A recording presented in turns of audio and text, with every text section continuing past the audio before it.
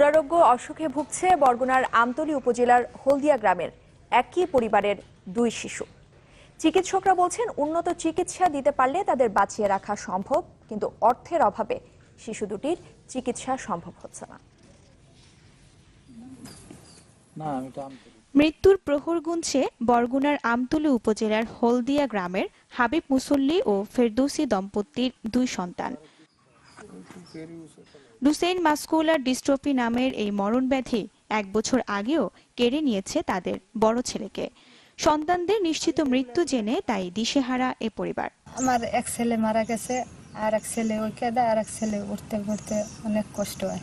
টাকা পয়সার পাইনি, আমি চিকিৎসা করাইতে পারতে আসিনি।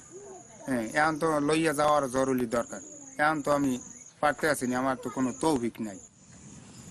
বিত্তবান এবং সরকারি বেসরকারি পর্যায়ে উদ্যোগ নিয়ে শিশু দুটিকে উন্নত চিকিৎসা সহ পুনর্বাসনের জন্য এগিয়ে আসার আহ্বান স্থানীয়দের।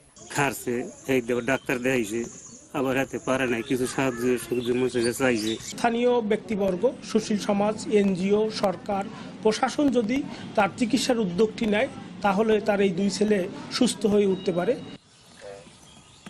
চিকিৎসকরা বলছেন উন্নত চিকিৎসা পেলে ভালোভাবে কিছুদিন বেঁচে থাকা সম্ভব, তবে বংশগত হওয়ায় এই বিরল রোগের মৃত্যু নিশ্চিত।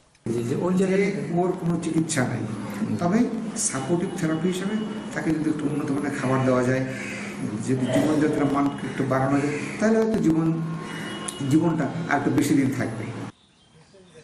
জিনের মাধ্যমে ছড়ানো মরণ ব্যাধি রোগটির প্রাদুর্ভাব হয় 7 থেকে 8 বছর বয়সে।